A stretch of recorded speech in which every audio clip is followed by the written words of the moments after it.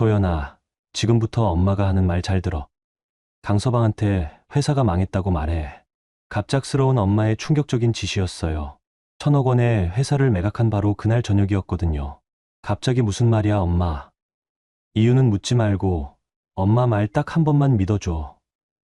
이성적으로는 정말 말도 안 되는 소리였지만 평생 봐온 엄마의 눈빛에서 그냥 하는 말이 아니라는 걸 느낄 수 있었어요. 저는 엄마와 저의 직감을 믿어보기로 했습니다. 하지만 그때는 몰랐죠. 이게 제 인생을 구하는 마지막 기회라는 거요. 여보, 회사가 망했어요. 남편에게 거짓말을 하는 순간 그의 첫 마디가 저를 얼어붙게 만들었어요. 빚은 얼마나 돼? 우리 집은 괜찮은 거지? 그리고 며칠 후 시댁에서 일어난 일은 그 거짓말이 제 인생을 구하는 마지막 기회였다는 사실을 알 수 있게 해주었습니다. 50억 빚쟁이 주제에 뭘 그렇게 당당해? 안사돈한테라도 돈 좀 빌리라고 해봐. 제 양볼에 뜨거운 눈물이 흘러내렸어요. 이런 사람들에게 그동안 속고 있었다는 게 너무나 분해서요. 하지만 그들은 전혀 몰랐어요. 이 모든 모욕이 진실을 밝혀낼 완벽한 덫이었다는 거요. 안녕하세요. 저는 김소연입니다. 지금 이 이야기를 들려드리는 건 아마 제가 겪었던 일들이 누군가에게는 도움이 될 수도 있을 거라는 생각 때문이에요. 사랑이라고 믿었던 것들이 얼마나 위험할 수 있는지, 그리고 가족이라는 이름으로 얼마나 큰 배신이 가능한지를 말이죠. 34세까지 살아오면서 저는 나름대로 성공한 삶을 살고 있다고 생각했어요. 대학을 졸업하고 바로 화장품 스타트업을 창업했거든요. 처음에는 원룸에서 시작한 작은 사업이었는데 6년 동안 정말 열심히 키웠어요. 밤늦게까지 연구하고 주말에도 매장을 돌아다니며 고객들과 만나고 때로는 새벽까지 온라인 고객 상담을 직접 했죠. 그 결과 2023년 가을 드디어 꿈 같은 일이 일어났습니다. 대기업에서 제 회사를 1,000억 원에 인수하겠다고 제안한 거예요. 6년 전 원룸에서 시작한 작은 아이디어가 1,000억 원의 가치를 인정받게 된 거죠. 계약이 성사된 그날 저는 서울 강남구에 있는 펜트하우스로 돌아왔어요. 3년 전 결혼하면서 남편 지훈 씨와 함께 마련한 집이었죠. 35층 높이에서 내려다 보이는 한강이 가을 석양에 황금빛으로 반짝이고 있었어요. 거실 한쪽 벽면이 통창으로 되어 있어서 서울 시내가 한눈에 들어왔죠. 저는 이탈리아산 가죽 소파에 앉아서 계약서를 다시 한번 펼쳐봤습니다. 마지막 장에 찍힌 제 도장이 아직도 선명했어요. 김소연. 그 세 글자가 1,000억 원이라는 숫자와 함께 적혀 있는 게 아직도 꿈 같았거든요. 거실 테이블 위에는 제가 사온 돈 페리뇽 샴페인이 놓여 있었어요. 남편과 함께 축배를 들고 싶어서 회사 근처 백화점에서 특별히 사온 거였죠. 크리스털 잔 2개도 함께 준비해뒀어요. 그런데 이상하게도 가슴이 설레는 대신 묘한 불안감이 들었어요. 며칠 전 어머니가 하신 말씀이 계속 머릿속을 맴돌고 있었거든요. 어머니는 평창동에 있는 2층 단독주택에 혼자 사세요. 62세이지만 여전히 정정하시고 특히 사업에 대한 감각이 정말 뛰어나신 분이에요. 저를 혼자 키우시면서도 작은 부동산 중개업소와 음식점을 운영하며 성공시키신 분이거든요. 제가 사업을 시작할 때도 가장 큰 조언을 해주신 분이 바로 어머니였어요. 소연아, 남편에게 회사 매각 얘기했니? 사흘 전 어머니 댁에서 저녁을 먹으며 나눈 대화였어요. 어머니는 늘 차려주시는 된장찌개를 끓이시면서 물으셨죠. 아직이요, 엄마.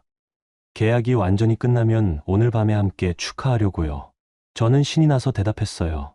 그런데 어머니가 가스레인지 불을 끄시더니 저를 돌아보시는 표정이 갑자기 심각해지더라고요. 소연아, 엄마 말 잘 들어. 어머니의 목소리가 평소보다 낮고 진지했어요. 지훈 씨에게 회사가 망했다고 말해. 네? 무슨 말씀이세요? 저는 깜짝 놀라서 수저를 내려놓았어요. 왜 거짓말을 해요? 1,000억 원을 받는데요. 그냥 해봐. 망했다고 말해보고 반응을 봐라. 어머니의 눈빛이 예사롭지 않았어요. 마치 뭔가를 확신하고 계시는 것 같았거든요. 엄마, 그게 무슨... 소연아, 엄마를 믿어. 사업을 30년 넘게 하면서 사람 보는 눈은 생겼다. 지훈 씨가 널 진짜 사랑하는지 한번 확인해봐. 그때는 어머니 말씀이 정말 이해가 안 됐어요. 지훈 씨는 3년 전부터 저를 정말 세심하게 챙겨주시는 분이었거든요. 키도 크고 외모도 단정하시고 무엇보다 저를 항상 존중해 주셨어요. 하지만 어머니의 표정이 워낙 심각하셔서 그 말씀이 계속 마음에 걸렸어요. 현관문이 열리는 소리가 들렸습니다. 지훈 씨가 퇴근하신 거예요. 여보, 왔어요? 평소와 똑같은 부드럽고 다정한 목소리였어요. 36세인 지훈 씨는 중견건설회사에서 과장으로 일하고 계세요. 언제나 정장을 단정하게 입고 다니시는 모습이 믿음직스러웠죠. 어? 샴페인이네. 무슨 특별한 일 있어요? 지훈 씨가 넥타이를 풀면서 거실 테이블 위 돔 페리뇽을 보시더니 환하게 웃으셨어요. 그 미소를 보니까 어머니 말씀대로 할지 정말 망설여졌어요. 여보, 사실은 저는 한 번 더 깊게 숨을 쉬었어요. 가슴이 두근거렸죠. 회사가 망했어요. 지훈 씨가 넥타이를 매만지던 손이 갑자기 멈췄어요. 그리고 몇 초 동안 저를 바라보시더니 표정이 순식간에 굳어졌습니다. 망했다고요? 갑자기 왜? 투자받았던 자금이 회수되고 주요 거래처에서 계약을 일방적으로 파기해서 거짓말이 줄줄이 나왔어요. 그럼 빚은 얼마나 돼요? 지훈 씨의 첫 번째 질문이었습니다. 위로나 격려가 아니었어요. 개인 보증을 많이 서서 아직 정확하지는 않지만 정확히 얼마예요? 지훈 씨의 목소리가 조급해졌어요. 한 50억 정도 될 것 같아요. 50억? 지훈 씨가 소파에 털썩 주저앉으셨어요. 그리고는 두 손으로 머리를 감싸시더라고요. 그럼 우리 집은 어떻게 되는 거예요? 이 집도 담보로 잡혀 있나요? 두 번째 질문이었어요. 여전히 제 마음을 걱정하는 말은 한마디도 없었죠. 아마 넘어갈 것 같아요. 제가 개인 보증을 섰으니까.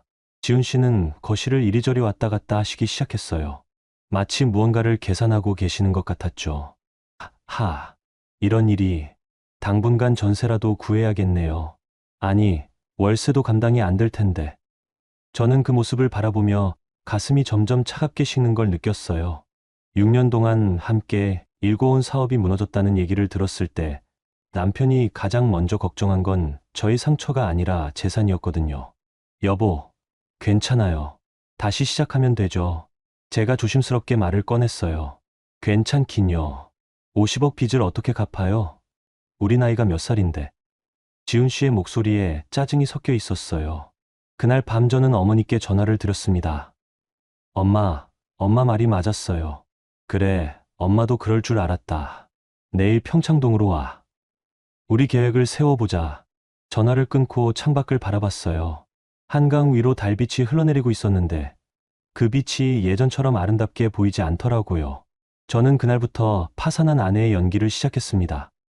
파산 연기를 시작한 지 일주일이 지났을 때 지훈 씨가 이상한 행동을 보이기 시작했어요. 평소 저녁 7시면 어김없이 집에 오시던 분이 갑자기 늦어지기 시작했거든요. 그리고 전화도 자주 받으시더라고요. 전화를 받으실 때마다 다른 방으로 가서 문을 닫고 통화하셨어요. 여보, 누구세요? 제가 물어보면 항상 같은 대답이었어요. 회사 일이야. 요즘 프로젝트가 복잡해서. 하지만 전화를 받으실 때의 목소리 톤이 평소와 달랐어요. 뭔가 급하고 조급한 느낌이었죠. 그러던 어느 토요일 오후였어요. 지훈 씨가 갑자기 외출하신다고 하더라고요. 여보, 잠깐 나갔다 올게요. 어디 가세요? 친구 만나기로 했어. 평소에는 친구 만날 때 누구를 만나는지 자연스럽게 얘기해 주시던 분이었는데 그날은 대답이 애매했어요. 그리고 무엇보다 옷차림이 이상했어요. 평소 캐주얼하게 입고 나가시던 분이 정장을 단정하게 차려입고 나가시더라고요. 현관문이 닫히자마자 저는 베란다로 달려갔어요. 35층에서 내려다보니 지훈 씨가 지하 주차장에서 차를 빼고 있는 게 보였죠. 평소와 다른 방향으로 나가시더라고요. 순간 어머니 말씀이 떠올랐어요. 사람 보는 눈은 생겼다고 하신 말씀이요. 저는 급하게 외투를 입고 집을 나섰어요. 엘리베이터를 타고 1층으로 내려가서 택시를 잡았습니다. 다행히 지훈 씨 차가 아직 신호등에서 멈춰 있더라고요. 기사님, 앞에 검은색 아반떼 따라가 주세요. 미행이네요. 남편분이에요? 나이 지긋한 택시기사님이 웃으시며 물어보셨어요. 네, 그런 셈이에요. 요즘 그런 분들 많아요. 걱정 마세요. 안 들키게 해드릴게요. 기사님은 정말 전문가처럼 적당한 거리를 유지하며 따라가 주셨어요. 지훈 씨는 강남에서 은평구 방향으로 계속 달렸어요. 평소 저희가 절대 가지 않는 지역이었죠. 40분 정도 달려서 은평구의 오래된 아파트 단지에 도착했어요. 1980년대에 지어진 듯한 낡은 5층 건물들이 즐비한 곳이었죠. 지훈 씨가 차를 주차하고 그중 한 동으로 들어가시더라고요. 기사님, 여기서 기다릴게요. 저는 택시에서 내려서 아파트 입구 쪽으로 조심스럽게 다가갔어요. 지훈 씨가 3층으로 올라가는 게 계단 창문을 통해 보였거든요. 몇 분 후에 3층에서 불빛이 켜졌어요. 저는 아파트 화단 뒤쪽에 숨어서 기다렸습니다. 마침 그 집 베란다 창문이 살짝 열려 있었어요. 가을 날씨가 선선해서 환기를 시킨 것 같더라고요.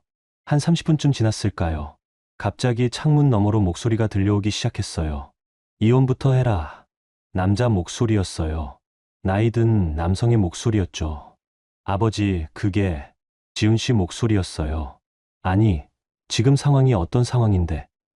50억 빚쟁이가 된 여자를 왜 껴안고 있어? 그래도 아버지, 소연이가 뭐야?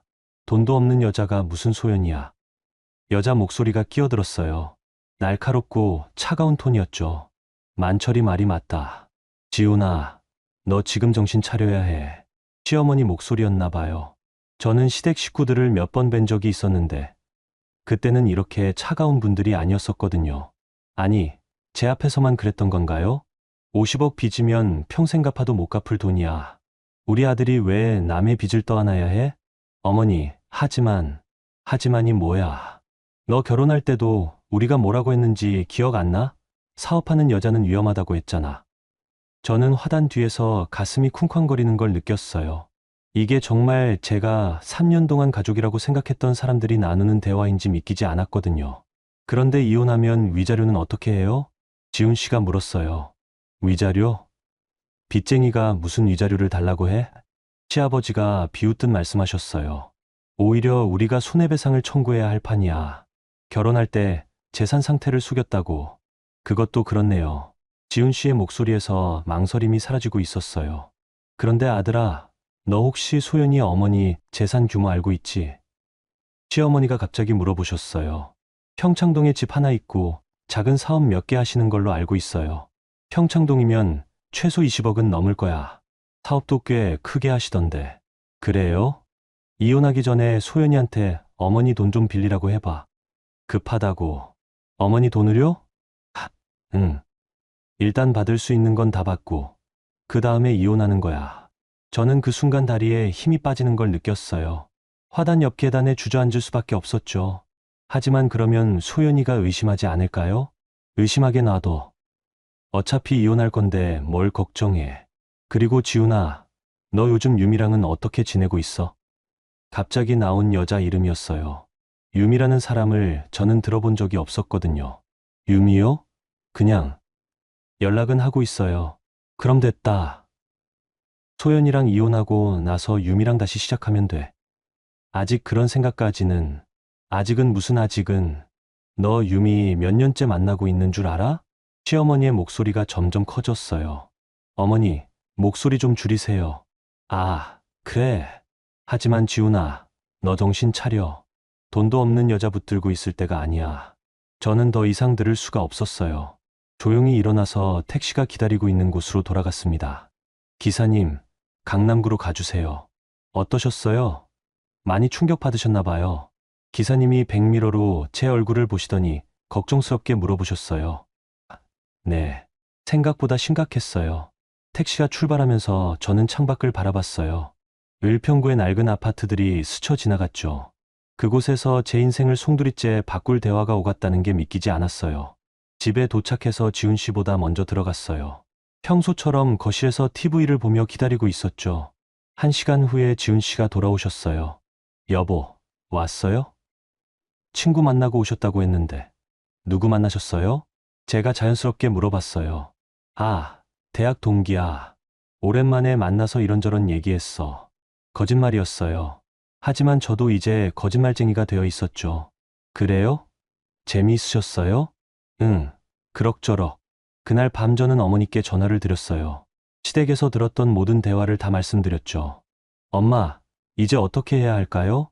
소연아, 엄마가 사람들을 많이 봐왔지만 이 정도일 줄은 몰랐다. 어머니의 목소리에서 분노가 느껴졌어요. 내일 평창동으로 와라. 우리도 계획을 바꿔야겠다. 전화를 끊고 잠자리에 들었는데 잠이 오지 않았어요. 옆에서 자고 있는 지훈 씨를 바라봤어요. 평온한 얼굴로 잠들어 계시더라고요. 하지만 이제 그 평온함 뒤에 어떤 생각들이 숨어 있는지 알게 되었죠. 유미라는 여자는 누구일까요? 그리고 지훈 씨가 저와 결혼하기 전부터 만나온 사람일까요?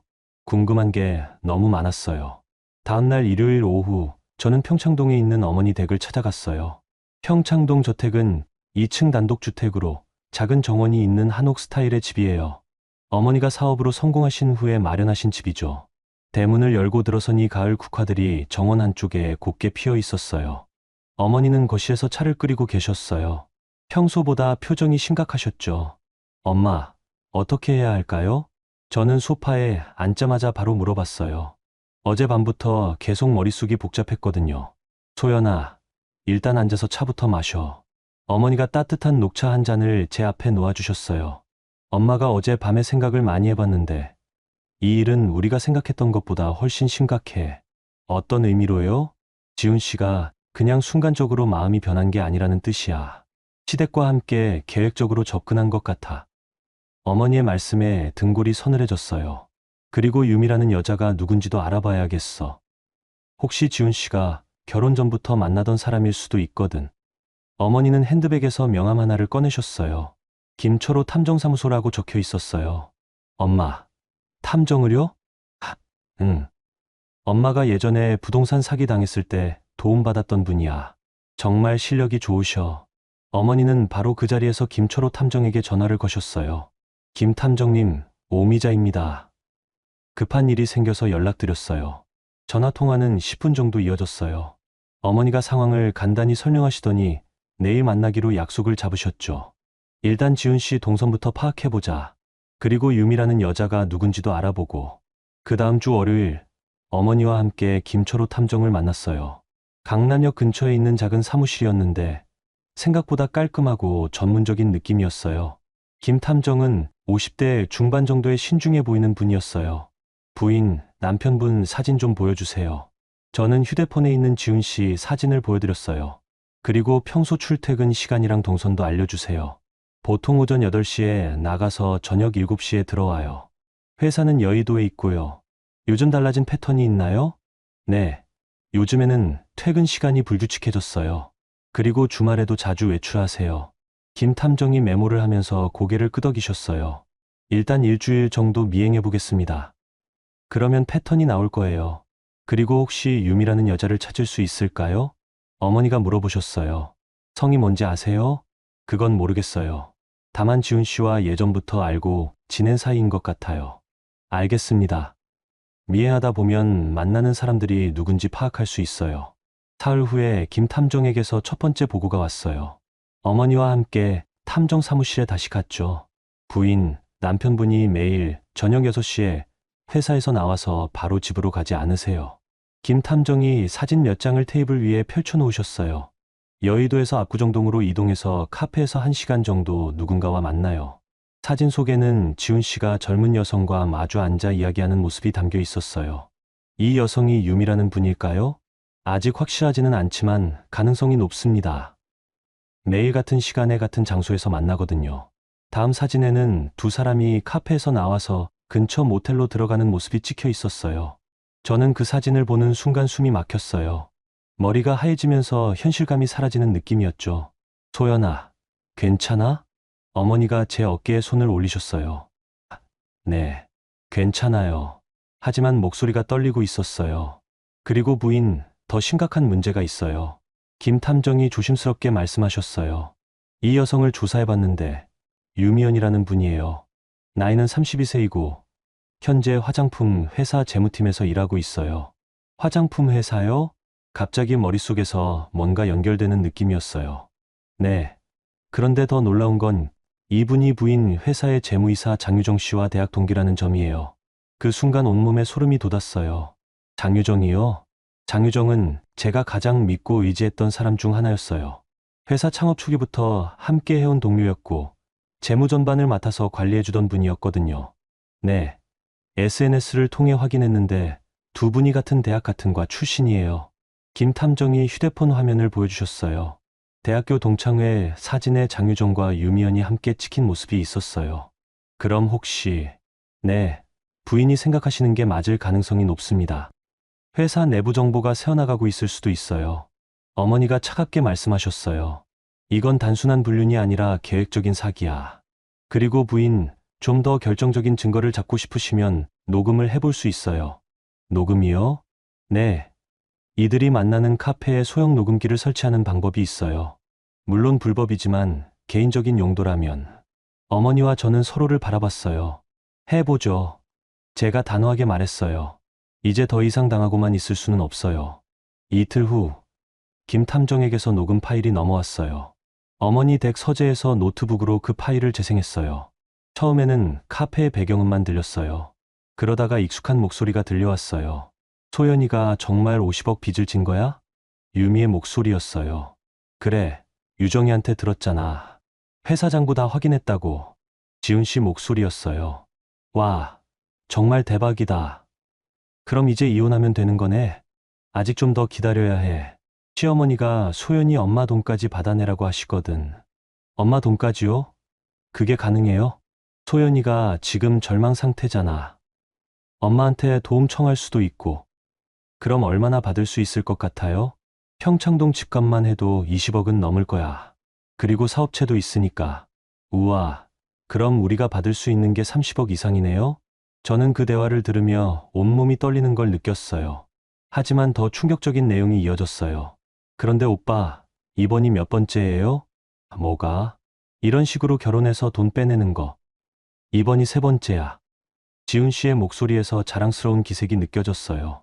처음에는 강서구에서 치킨집 하던 누나였고, 두 번째는 분당에서 학원 운영하던 누나였어. 다 성공했어요? 물론이지. 첫 번째 누나한테서는 5억, 두 번째 누나한테서는 8억 받았어. 대단해요. 그럼 소연이는? 소연이가 제일 큰 물고기야. 회사도 있었고, 엄마도 부자거든. 저는 더 이상 들을 수가 없어서 노트북을 닫았어요. 손이 너무 떨려서 마우스를 제대로 잡을 수도 없었죠. 소연아. 어머니가 조용히 제 이름을 부르셨어요. 엄마, 이제 어떻게 해야 할까요? 이제 우리도 계획을 세워야지. 어머니의 목소리가 차갑게 가라앉아 있었어요. 지훈 씨가 직업적인 사기꾼이라면 우리도 그에 맞게 대응해야 해. 그날 밤 집으로 돌아가서 지훈 씨를 바라봤어요. 평소처럼 거실에서 TV를 보고 계셨죠. 웃고 있는 모습이 너무나 자연스러웠어요. 하지만 이제 그 웃음 뒤에 숨어있는 계산과 계획들을 알게 되었어요. 저는 그분에게 사랑받는 아내가 아니라 그저 세 번째 먹잇감이었던 거죠. 유정이도 마찬가지였어요. 6년 동안 가장 믿었던 동료가 사실은 처음부터 저를 배신할 계획이었던 거예요. 그 순간 저는 마음속에서 뭔가 차갑게 굳어지는 걸 느꼈어요. 이제는 더 이상 당하고만 있을 수 없었어요. 녹음 파일을 듣고 난 후 며칠 동안 어머니와 저는 치밀한 계획을 세웠어요. 소연아, 이제 우리가 먼저 움직여야 해. 어머니는 평창동 저택 서재에서 계획을 설명해 주셨어요. 서재 한쪽 벽면에는 어머니가 젊을 때부터 수집해오신 골동품들이 진열되어 있었어요. 그 중에서도 조선 후기 백자 항아리가 은은한 조명을 받으며 빛나고 있었죠. 시댁 식구들을 우리 집으로 초대해보자. 여기로요? 응. 지훈 씨가 어머니 돈을 빌리려고 할 텐데 그때 우리가 먼저 제안하는 거야. 어머니의 눈빛이 예리하게 빛났어요. 그들이 얼마나 탐욕스러운지 확실하게 확인하고 증거도 더 확보하는 거지. 이틀 후 저는 지훈 씨에게 조심스럽게 제안했어요. 여보, 제가 엄마께 말씀드려봤는데 저희 어려운 상황을 아시고 도움을 주시고 싶어 하세요. 지훈 씨의 눈빛이 순간적으로 반짝였어요. 정말이야? 네. 그런데 엄마께서 시댁 어른들도 한번 뵙고 싶다고 하시거든요. 이번 주말에 평창동으로 초대하면 어떨까요? 좋은 생각이네. 우리 부모님도 어머니를 한번 뵙고 싶어 하셨어. 거짓말이었죠. 하지만 지훈 씨는 전혀 망설이지 않고 동의했어요. 그 주 토요일 저녁 6시 평창동 저택에서 만찬이 시작되었어요. 어머니는 이날을 위해 특별히 준비를 많이 하셨어요. 한정식 전문점에서 음식을 주문하셨고 거실과 안방을 깔끔하게 정리하셨죠. 테이블에는 고급 도자기 그릇들이 정갈하게 놓여 있었어요. 시아버지 강만철 씨는 60대 중반으로 키가 크고 말수가 적은 분이었어요. 회색 정장을 단정하게 입고 오셨는데 눈빛이 계산적이고 차갑더라고요. 시어머니 윤나순 씨는 60대 초반으로 화장을 진하게 하고 금색 목걸이를 두껍게 걸고 오셨어요.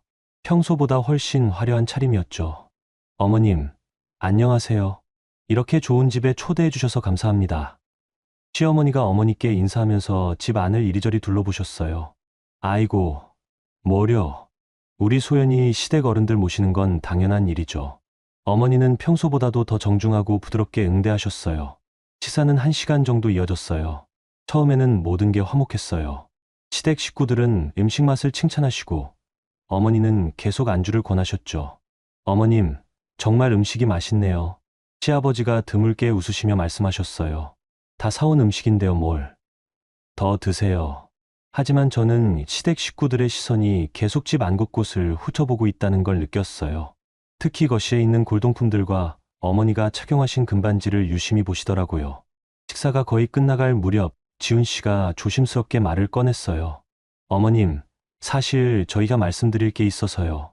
그래요. 뭔데요? 소연이 사업이 어려워져서 당분간 도움이 필요할 것 같아요. 어머니는 찻잔을 천천히 내려놓으셨어요. 얼마나 도움이 필요한데요? 한 20억 정도면 당분간 버틸 수 있을 것 같아요. 시어머니가 갑자기 끼어드셨어요. 어머님, 저희도 이런 부탁드리기가 정말 죄송해요. 하지만 소연이가 너무 힘들어해서. 어머니는 잠시 생각하는 척 하시더니 고개를 끄덕이셨어요. 그럼 소연이가 진짜 어려우니까 그렇겠죠. 20억이면 좀 큰 돈이긴 한데. 네, 정말 죄송합니다. 시아버지도 고개를 숙이셨어요. 하지만 그 표정에서는 미안함보다는 기대감이 더 크게 느껴졌어요. 그런데 말이에요. 어머니가 갑자기 목소리 톤을 바꾸셨어요. 혹시 소연이가 진짜 회사가 망한 게 맞나요? 순간 거실 공기가 차갑게 식었어요. 어머님, 그게 무슨 말씀이세요? 지훈 씨가 당황한 표정으로 물어봤어요. 아니, 저도 궁금해서 그러는데요. 소연이 회사가 진짜 망했다면 시댁 어른들은 어떻게 하실 건지가 궁금해서요. 시댁 식구들이 서로를 바라봤어요. 뭔가 예상하지 못한 질문을 받은 것 같더라고요. 그야. 당연히 같이 어려움을 이겨나가야죠. 시어머니가 어색하게 대답하셨어요. 정말요? 50억 빚까지 같이 책임지실 거예요? 50억이요? 시아버지의 얼굴이 순간적으로 굳어졌어요. 네. 소연이가 개인 보증선계 50억이거든요. 그럼 시댁에서도 같이 갚으실 건가요? 그 순간 시어머니의 표정이 완전히 바뀌었어요. 그건 소연이가 혼자 한 사업인데 왜 저희가... 아, 그럼 이혼하실 생각이세요? 어머니가 태연하게 물어보셨어요. 거실이 완전히 조용해졌어요.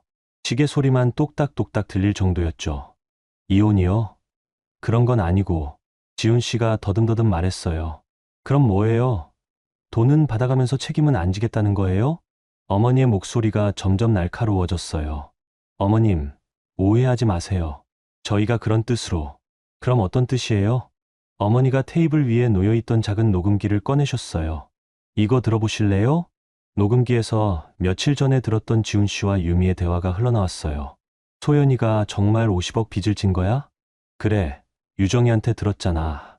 시댁 식구들의 얼굴이 새하얗게 변했어요. 특히 지훈 씨는 입을 벌린 채로 아무 말도 못하고 있었죠. 그리고 이것도 들어보세요. 두 번째 녹음 파일이 재생되었어요. 시댁에서 나눈 대화였어요. 50억 빚쟁이가 된 여자를 왜 껴안고 있어? 소연이 어머니 돈 좀 빌리라고 해봐. 시어머니가 갑자기 일어서셨어요. 저희는 이만 가보겠습니다. 아직 차도 안 드셨는데요. 어머니가 여유롭게 말씀하셨어요. 아니에요. 급한 일이 생각나서. 시아버지도 황급히 일어나셨어요. 그래요? 그럼 돈 이야기는 어떻게 하실 거예요? 그건 나중에 다시 얘기하죠. 지훈 씨도 비틀비틀 일어나면서 말했어요. 나중에 언제요? 내일, 모레? 어머니가 계속 추궁하셨어요. 하지만 시댁 식구들은 대답하지 않고 현관으로 향했어요. 구두를 신는 손이 너무 떨려서 제대로 못 신을 정도였죠. 그럼 안녕히 가세요. 다음에 또 오세요. 어머니가 현관까지 나가서 인사하셨지만 그들은 고개도 돌리지 않고 급하게 사라졌어요. 현관문이 닫히자 저는 그 자리에 주저앉았어요. 다리에 힘이 완전히 빠져버린 거예요. 소연아, 괜찮아? 어머니가 제 어깨를 감싸 안아주셨어요. 엄마, 정말 다 끝난 거죠? 응, 이제 진짜 모습을 다 봤잖아. 저는 그 순간 6년 동안 쌓아왔던 감정들이 한꺼번에 무너지는 걸 느꼈어요. 눈물이 나올 줄 알았는데 이상하게 눈물도 나오지 않았어요. 그냥 허탈하고 공허한 느낌만 들었죠. 엄마, 저 정말 바보였죠? 아니야, 소연아. 넌 진심으로 사랑한 거였어. 바보가 아니라 순수했던 거지. 어머니가 제 머리를 쓰다듬어 주셨어요. 이제 정말로 끝내야겠어요. 그래, 이제는 우리가 공격해야 할 차례야. 그날 밤 집으로 돌아갔을 때 지훈 씨는 없었어요. 아마 시댁으로 피해간 것 같았죠. 저는 거실 소파에 앉아서 한강을 바라봤어요. 밤늦은 시간이라 강물이 까맣게 보였어요. 하지만 마음은 오히려 차분했어요. 이제 더 이상 속지 않을 거라는 확신이 들었거든요. 시댁과의 대면이 끝나고 며칠 후, 저는 평창동 어머니 댁 서재에서 김 탐정이 건네준 추가 자료들을 살펴보고 있었어요. 서재 책상 위에는 여러 장의 사진들이 흩어져 있었어요. 유미연과 관련된 신상 정보, SNS 캡처, 그리고 몇 장의 대학교 졸업 앨범 사진들이었죠. 그 중에서 제 시선을 붙잡은 건 한 장의 작은 사진이었어요. 대학교 경영학과 영희학번 동창회 사진이었는데 그 가운데에 유미연과 함께 환하게 웃고 있는 사람이 있었어요. 장유정이었습니다. 저는 그 사진을 한참 동안 바라봤어요. 두 사람이 어깨동무를 하고 있는 모습이 너무나 자연스럽더라고요. 친한 사이라는 게 한눈에 보였죠. 갑자기 6년 전 기억이 떠올랐어요. 제가 처음 회사를 창업할 때 재무관리 때문에 고민이 많았거든요. 그때 대학 선배 소개로 만난 사람이 바로 장유정 씨였어요. 소연 씨, 스타트업 재무관리는 정말 중요해요. 제가 도와드릴게요. 첫 만남에서부터 너무나 적극적이고 전문적이었어요. 당시 큰 회계법인에서 일하고 계셨는데 제 작은 사업에 관심을 가져주신다는 게 신기했거든요. 유정 씨, 정말 고마워요. 하지만 지금 당장 급여를 많이 드릴 수는 없어서. 괜찮아요. 저도 창업에 관심이 있었거든요. 같이 키워나가요. 그때 장유정 씨의 미소가 정말 진심 어린 것 같았어요. 40대 초반에 차분하고 신뢰감 있는 모습이었죠. 그날부터 유정 씨는 제 회사의 재무이사가 되었어요. 회계부터 자금 관리, 투자 유치까지 모든 걸 함께 했죠. 특히 회사가 성장하면서 복잡해진 재무 구조를 체계적으로 정리해 주셨어요. 소연 씨, 이번 분기 매출이 정말 좋네요. 이 추세면 내년에는 대기업 제휴도 가능할 것 같아요. 분기별 회의 때마다 유정 씨는 정확한 분석과 함께 희망적인 전망을 제시해 주셨어요. 제가 지칠 때마다 힘이 되어주는 든든한 동료였죠. 6년 동안 회사의 모든 재무 정보를 공유했어요. 매출 현황부터 투자자 정보, 향후 사업 계획까지 유정 씨가 모르는 게 없었거든요. 유정 씨 덕분에 여기까지 올 수 있었어요. 작년 회사 창립 5주년 때 제가 진심으로 감사 인사를 드렸어요. 제가 더 고마워요, 소연 씨. 같이 성장할 수 있어서. 그때 유정 씨가 보여준 미소도 진짜 같았어요. 하지만 이제 그 모든 게 거짓이었다는 걸 알게 되었어요. 저는 서재 책장에서 회사 관련 서류들을 꺼내기 시작했어요. 지난 몇 년간의 회계장부, 투자 계약서, 매각 협상 과정 자료들이었죠. 서류들을 하나씩 살펴보니 이상한 점들이 보이기 시작했어요. 매각 협상 과정에서 상대방이 알 수 없는 내부 정보들을 너무 정확히 알고 있었던 거예요. 이상하다고 생각했었는데 제가 혼잣말로 중얼거렸어요. 그때 어머니가 서재로 들어오셨어요. 소연아, 뭘 보고 있어? 엄마, 유정 씨가 회사 정보를 다 넘겨준 것 같아요. 저는 대학교 동창회 사진을 어머니께 보여드렸어요. 이 사진 보세요. 유미랑 유정 씨가 대학 동기예요. 어머니가 안경을 쓰고 사진을 자세히 보셨어요. 정말 친해 보이네. 그럼 처음부터 계획된 일이었구나. 6년 동안 저를 속인 거예요. 그 순간 가슴이 먹먹해졌어요. 지훈 씨의 배신도 충격이었지만 유정 씨의 배신은 그보다 더 깊은 상처였어요. 함께 밤늦게까지 일하며 나눈 이야기들, 회사가 어려울 때 함께 고민해준 순간들, 성공했을 때 함께 기뻐해준 모든 시간들이 거짓이었다는 게 믿기지 않았거든요. 소연아, 너무 상심하지 마. 세상엔 이런 사람들도 있어. 어머니가 제 어깨를 토닥여 주셨어요. 엄마, 저 정말 바보 같았죠? 6년 동안 아무것도 몰랐어요. 아니야. 내가 진심으로 믿었던 거야. 그게 잘못된 건 아니야. 저는 창밖을 바라봤어요. 평창동 저택정원에 심어진 단풍나무가 가을바람에 흔들리고 있었어요. 빨갛게 물든 잎들이 하나씩 떨어지고 있었죠. 그 모습이 지금 제 상황과 비슷하다는 생각이 들었어요. 믿었던 것들이 하나씩 떨어져 나가고 있는 거였죠. 하지만 나무는 잎을 다 떨구고도 살아남잖아요. 더 강하게 뿌리를 내리고 다시 새싹을 틔울 거예요. 저도 이제 다시 시작해야 했어요. 더 이상 누구도 쉽게 믿지 않는 더 단단한 사람으로 말이에요. 엄마, 이제 진짜로 끝낼 때가 됐어요. 그래, 소연아. 이제는 우리가 마지막 카드를 써야겠어. 어머니의 목소리에서 결연한 의지가 느껴졌어요. 저는 그날부터 복수가 아닌 정의를 위한 마지막 계획을 세우기 시작했어요. 이혼 소송이 시작된 건 그로부터 한 달 후였어요. 서울중앙지법 가정법원 503호 법정은 생각보다 작고 차분한 분위기였어요. 높은 천장 아래 나무로 만들어진 재판석과 증인석이 정갈하게 배치되어 있었죠. 가을 오후 햇살이 높은 창문을 통해 스며들어 법정 안을 은은하게 비추고 있었어요. 저는 원고석에 앉아 있었어요. 옆에는 어머니가 추천해 주신 김지영 변호사님이 자리하고 계셨죠. 40대 후반의 김 변호사님은 가정법원에서 20년 이상 일해오신 베테랑이었어요. 피고석에는 지훈 씨가 앉아 있었어요. 3개월 만에 보는 모습이었는데 예전보다 야윈 것 같더라고요. 옆에는 30대로 보이는 젊은 남성 변호사가 앉아 있었어요.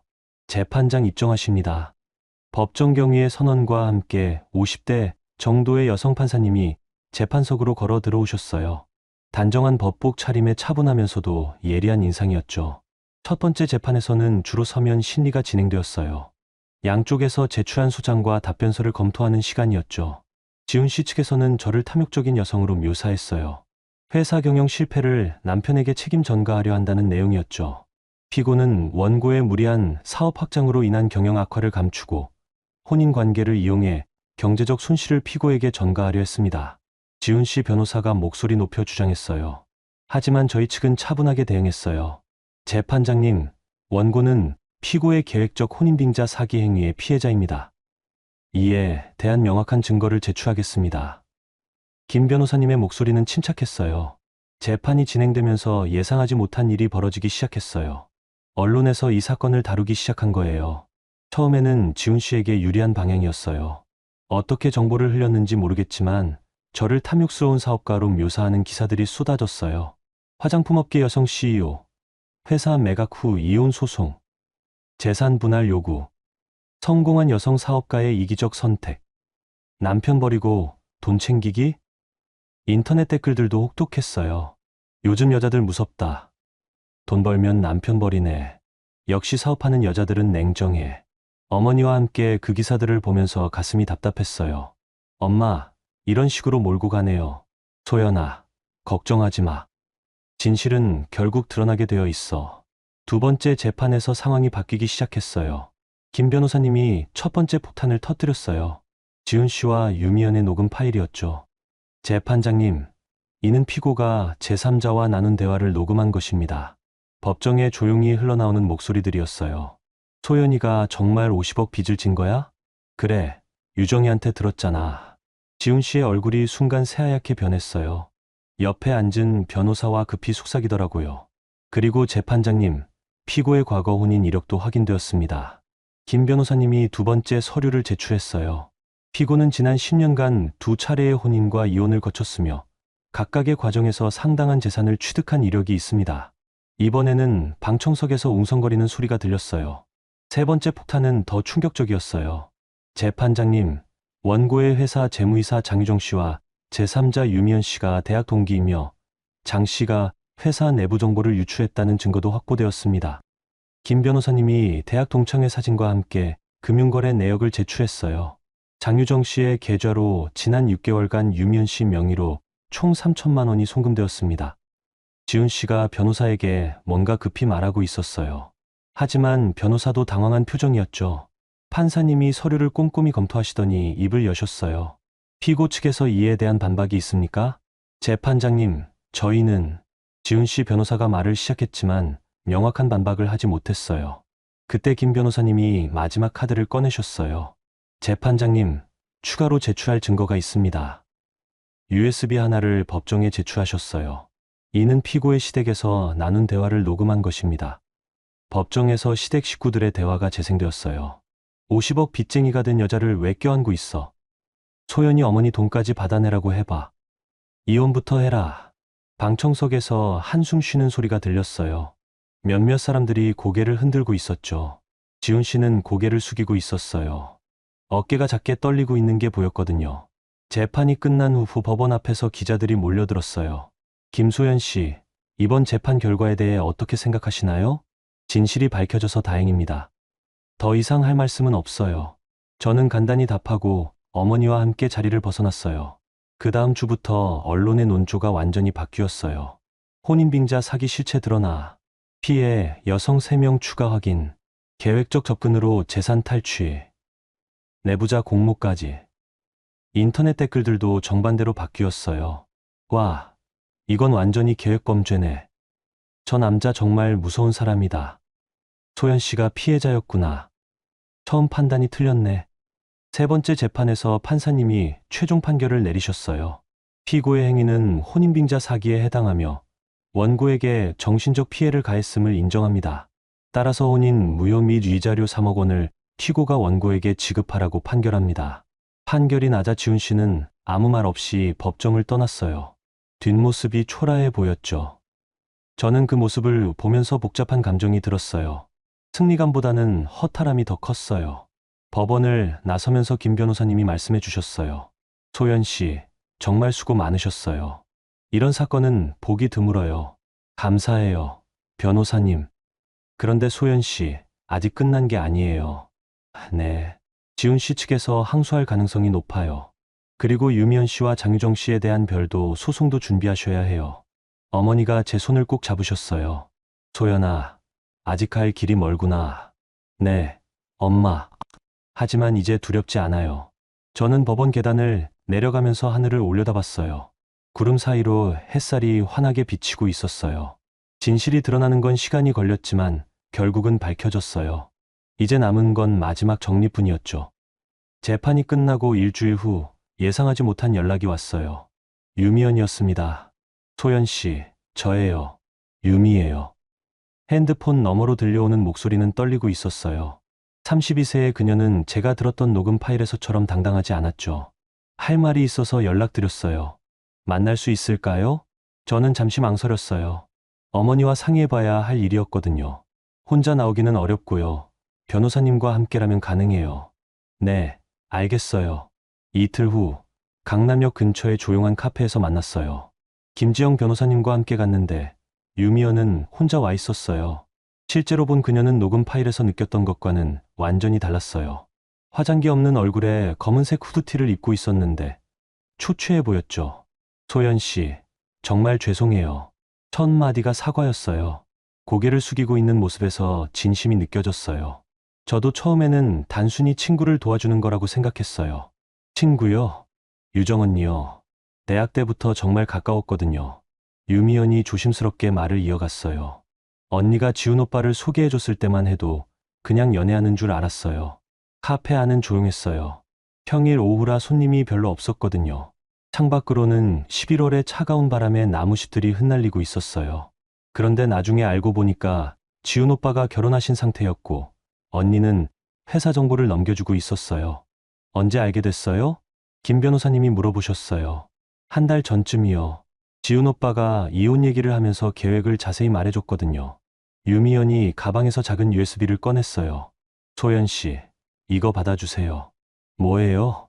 지훈 오빠가 과거에 했던 일들이 다 들어있어요. 피해자분들 연락처도 있고요. 김 변호사님이 USB를 받아서 살펴보셨어요. 이걸 왜 저희에게 주는 거죠? 제가 잘못했어요. 다른 피해자분들이 더 있다는 걸 알고 나니까 그냥 가만히 있을 수가 없었어요. 유미연의 눈가가 빨갛게 되어 있었어요. 저도 어떻게 보면 피해자예요. 지훈 오빠한테 속았으니까요. 하지만 그래도 잘못은 잘못이잖아요. 저는 그녀를 조용히 바라봤어요. 미워해야 할 사람인데 이상하게 미움이 들지 않았어요. 유미 씨, 그럼 경찰에 자수할 건가요? 네, 변호사님과 상의해서 그렇게 하려고요. 김 변호사님이 고개를 끄덕이셨어요. 그게 좋겠어요. 협조적으로 나오시면 처벌도 줄어들 테고요. 카페를 나와서 어머니께 상황을 보고했어요. 평창동 저택거실에서 USB 내용을 함께 확인했어요. 정말 충격적이었어요. 지난 10년간 지훈 씨가 접근했던 여성들의 명단이 정리되어 있었거든요. 첫 번째 피해자는 이윤아 씨였어요. 28세에 강서구에서 치킨집을 운영하던 분이었는데 2년간의 결혼 생활 후 5억 원을 빼앗기고 이혼당했어요. 두 번째 피해자는 박미경 씨였어요. 32세에 분당에서 영어학원을 운영하던 분이었는데 3년간의 결혼 생활 후 8억 원을 잃었어요. 그리고 제가 세 번째였죠. 엄마, 이분들과 연락해 볼까요? 그래야겠어. 같이 고발하면 더 강력한 처벌이 가능할 거야. 김 변호사님을 통해 두 분과 연락이 닿았어요. 일주일 후에 세 명이 함께 만났어요. 이윤아 씨는 지금 40세가 되셨는데 홀로 두 아이를 키우고 계셨어요. 지훈 씨와의 결혼 과정에서 치킨집을 잃고 많은 빚을 지게 되었다고 하시더라고요. 박미경 씨는 38세로 학원을 잃은 후 지금은 작은 회사에서 영어 강사로 일하고 계셨어요. 소연 씨 덕분에 진실이 밝혀졌어요. 이윤아 씨가 제 손을 잡으며 말씀하셨어요. 저희는 혼자였어서 아무것도 할 수 없었거든요. 이제라도 정의를 찾을 수 있게 됐어요. 박미경 씨도 눈물을 글썽이시며 말씀하셨어요. 세 명이 함께 추가 고발장을 제출했어요. 지훈 씨에 대한 상습 혼인빙자 사기 혐의였죠. 한 달 후에 1심 판결이 나왔어요. 지훈 씨는 징역 4년, 유미연은 징역 1년 6개월 집행유예 3년이었어요. 장유정에게는 별도로 배임 고발을 했어요. 회사 기밀 유출과 배임 혐의였죠. 그녀는 회사에서 즉시 해고되었고 손해배상 소송까지 걸렸어요. 소연 씨, 정말 죄송합니다. 장유정이 마지막으로 제게 연락을 했을 때 목소리가 많이 지쳐 있었어요. 6년 동안 함께 일했는데 어떻게 이런 일을? 저는 차갑게 대답했어요. 유정 씨, 이제 더 이상 할 말은 없어요. 모든 법적 절차가 끝난 후 저는 어머니와 함께 한강공원을 걸었어요. 12월에 차가운 바람이 뺨을 스쳤지만 마음은 오히려 따뜻했어요. 엄마, 정말 끝난 거죠? 응, 이제 새로 시작하는 거야. 강물이 겨울 햇살 아래 잔잔히 흐르고 있었어요. 지난 1년간의 일들이 파노라마처럼 지나갔죠. 유미연은 약속대로 자수했고 재판에서 솔직하게 증언해 주었어요. 덕분에 지훈 씨에 대한 처벌이 더 무거워질 수 있었죠. 소연 씨, 정말 고마워요. 용서해 주셔서. 마지막 재판 후에 유미연이 저에게 인사를 했어요. 하지만 저는 고개를 저었어요. 유미 씨, 저는 유미 씨를 용서한 게 아니에요. 네, 법이 유미 씨를 처벌할 거예요.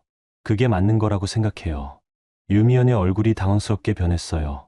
협조해 주신 건 고맙지만 잘못은 잘못대로 벌을 받으셔야 해요. 저는 단호하게 말했어요. 어머니가 제 어깨에 손을 올려주셨죠. 그게 진짜 정이라고 생각해요. 유미연은 아무 말 없이 고개를 숙였어요. 법원을 나오면서 어머니가 말씀하셨어요. 소연아, 내가 올바른 선택을 했어. 정의는 감정과는 별개인 것 같아요. 엄마. 그래, 그게 어른이 되는 거야. 이제 정말로 모든 게 끝났어요. 1년 넘게 이어진 긴 싸움이었지만 결국 진실이 승리했어요. 하지만 이 모든 경험이 저를 어떻게 변화시킬지는 아직 모르겠어요. 분명한 건 예전의 순진한 김소연은 이제 존재하지 않는다는 거예요. 이제 새로운 김소연으로 다시 시작해야 할 시간이었어요. 모든 법적 절차가 마무리되고 3개월 후 저는 예상하지 못한 제안을 받았어요. KBS에서 시사 프로그램 인터뷰 요청이 온 거였어요. 혼인빙자 사기 예방을 위한 특집 방송을 준비 중이라고 하더라고요. 소연 씨, 꼭 출연해 주세요. 많은 분들에게 도움이 될 것 같아요. 프로듀서님의 간곡한 요청이었어요. 어머니와 상의한 끝에 출연하기로 했어요. 더 이상 숨을 이유도 없었고 제 경험이 다른 분들에게 도움이 될 수 있다면 의미 있는 일이라고 생각했거든요. 방송국 스튜디오는 생각보다 작았어요. 따뜻한 조명 아래 2개의 의자가 마주보고 놓여 있었죠. 40대 중반의 여성 진행자가 친근하게 인사해 주셨어요. 김소연 씨, 오늘 나와주셔서 감사해요. 많은 분들이 관심 있게 지켜보고 계실 거예요. 네, 도움이 되었으면 좋겠어요. 인터뷰는 30분 정도 이어졌어요. 제가 겪었던 일들을 차분히 설명했죠. 처음엔 떨렸지만 점점 자연스러워졌어요. 그렇다면 앞으로의 계획은 어떻게 되시나요? 진행자의 마지막 질문이었어요. 저는 잠시 숨을 고르고 답했어요. 목란재단을 설립하려고 해요. 목란재단이요? 네. 저와 같은 피해를 당한 여성들을 법적으로 지원하는 재단이에요. 특히 여성 사업가들이 경제적 사기를 당했을 때 혼자 싸우지 않도록 도움을 주고 싶어요. 방송이 나간 후 반응이 뜨거웠어요. 목란재단에 대한 문의 전화가 쏟아졌죠. 소연 씨, 저도 비슷한 일을 당했어요. 도와주세요. 재단 설립되면 후원하고 싶어요. 일주일 만에 100통이 넘는 전화를 받았어요. 이윤아 씨와 박미경 씨도 재단 설립에 함께하겠다고 하셨어요. 소연 씨 덕분에 정의를 찾았으니까 이제 우리가 다른 분들을 도울 차례예요. 이윤아 씨가 밝게 웃으며 말씀하셨어요. 저희 경험이 헛되지 않도록 해야죠. 박미경 씨도 동의해 주셨어요. 재단 설립 준비를 하면서 어머니와 자주 대화를 나눴어요. 평창동 저택정원에서 차를 마시며 이런저런 얘기를 했죠. 엄마, 제가 너무 늦게 철든 것 같아요. 아니야, 소연아. 때가 되면 철드는 거야. 12월의 찬바람에도 불구하고 정원에 동백꽃이 피어 있었어요. 붉은 꽃이 피 녹색 잎사귀와 대비되며 아름다웠죠. 엄마, 사실 궁금한 게 있어요. 뭐가? 엄마는 어떻게 지훈 씨를 그렇게 빨리 알아보셨어요? 어머니가 찻잔을 천천히 내려놓으셨어요. 사실은 말이야. 잠시 망설이시더니 조용히 말씀하기 시작하셨어요. 엄마도 젊을 때 비슷한 일을 당한 적이 있어. 네. 소연이 아버지 말고 그 전에 만났던 사람이 있었거든. 그 사람도 지훈 씨처럼 사기꾼이었어. 처음 듣는 이야기였어요. 다행히 결혼 전에 알아차렸지만 그때 정말 큰 상처를 받았어. 그래서 사람 보는 눈이 생긴 거야. 그래서 지훈 씨를 의심하신 거군요. 응. 너무 완벽한 사람은 의심해봐야 해. 진짜 좋은 사람은 약간의 단점이 있기 마련이거든. 어머니의 말씀에 깊이 공감했어요. 2024년 새해가 되자마자 목란재단을 정식으로 설립했어요. 강남구에 작은 사무실을 마련하고 변호사 3분과 상담사 2분을 모셨어요. 첫 번째 상담자는 30대 여성 사업가였어요. 남자친구에게 사업 자금을 빌려줬다가 사기를 당한 케이스였죠. 소연 씨, 정말 감사해요. 혼자였으면 포기했을 거예요. 상담을 마친 후 그분이 눈물을 글썽이며 말씀하셨어요. 재단 설립 6개월 후 저는 다시 방송에 출연했어요. 이번에는 목란재단의 성과를 발표하는 자리였어요. 지금까지 총 50건의 상담을 진행했고 그중 30건에서 법적 승리를 거뒀습니다. 앞으로의 목표는 무엇인가요? 단순히 사후 처리만 하는 게 아니라 예방교육도 확대하려고 해요. 특히 젊은 여성 창업가들을 대상으로 한 교육 프로그램을 개발 중이에요. 방송 후 SNS에 많은 댓글이 달렸어요. 김소연 씨 정말 멋있어요. 저도 용기 얻어서 새 출발하고 싶어요. 목란재단 응원합니다.